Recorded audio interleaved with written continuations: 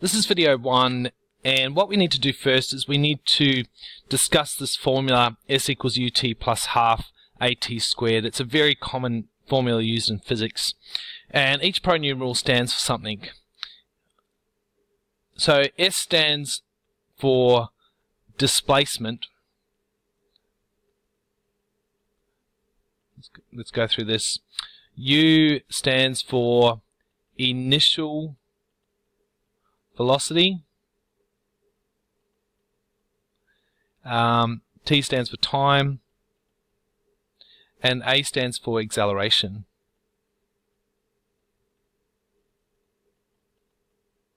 Okay, and we can use this formula to calculate everything, basically. Well, everything that can be calculated within physics.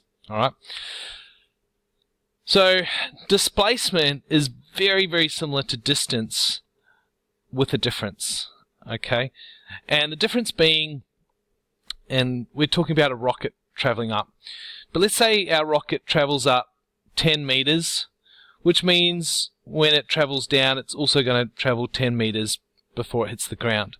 If you're talking about distance, when a rocket goes up and down, the distance would be 20 meters because it's traveled 10 meters up and 10 meters down. It's a total distance of 10 meters, whereas the displacement would actually be 0 meters. Because the difference being that if you're starting from the beginning, displacement means how far away from the beginning is it. So if you go 10 meters away from the beginning and back 10 meters, essentially you are 0 meters from the beginning, okay?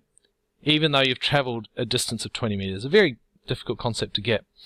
The initial velocity is talking well, basically when your rocket is traveling, its velocity changes all the time. Velocity is a lot like speed. So at the very beginning, it's traveling very, very fast at the beginning, or it will actually be at its fastest speed. But when it gets to the top, it actually stops for like a millisecond. It just stops at the top. So you imagine it's traveling up very fast and it's slowing down. It gets to the top, it stops, and then it falls down. It speeds up and speeds up till it hits the bottom. The initial velocity is talking about the velocity at the very beginning, the initial velocity. All right. T is just the time and travel, and A is acceleration. And when we do acceleration, it's going to be negative 9.8. Okay, and very important because when you use this formula, everything kind of has a direction to it. The reason it's negative 9.8 is because gravity pulls things down, and so we use the negative to talk about that downward force. All right, assuming that up is positive, so down must be negative. All right, so anyway, let's move into calculating this, and we'll talk more about this as we go.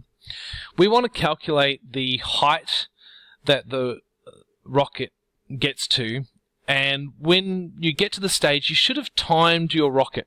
So we're going to make up a time.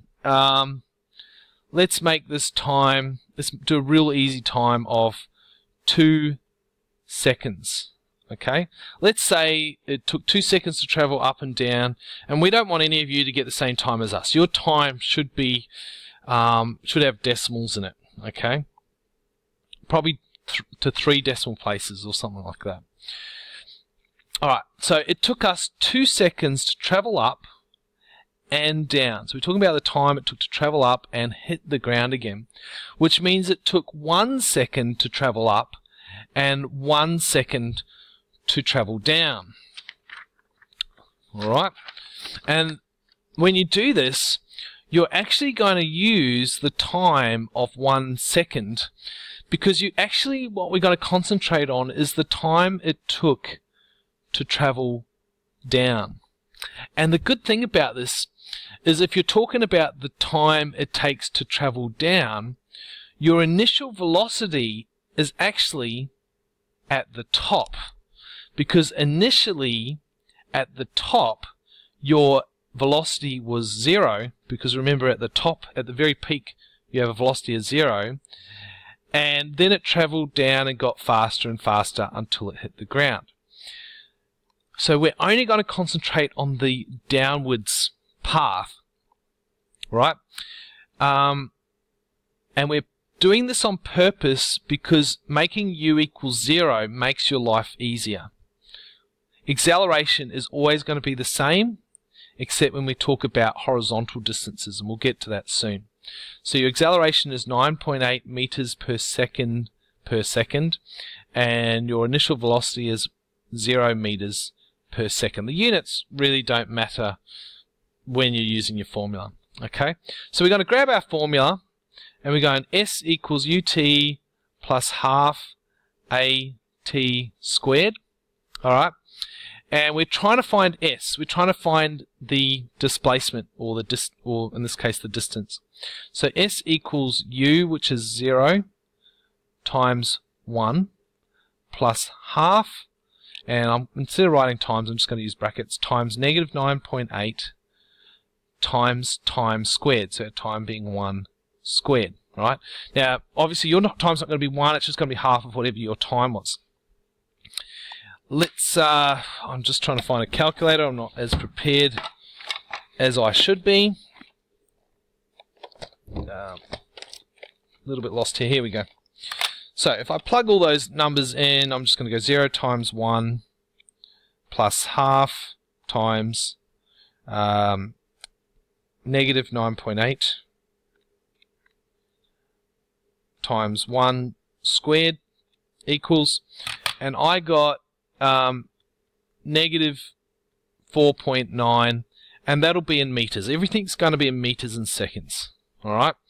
So what that's saying, now it's interesting because it's a negative number, and the reason it's negative is because we're talking about the downwards path. The rocket went down 4.9 meters, right?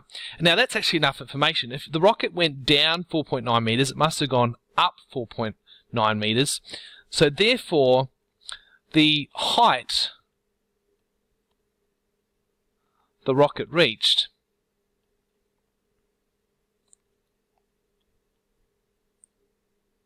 was 4.9 meters.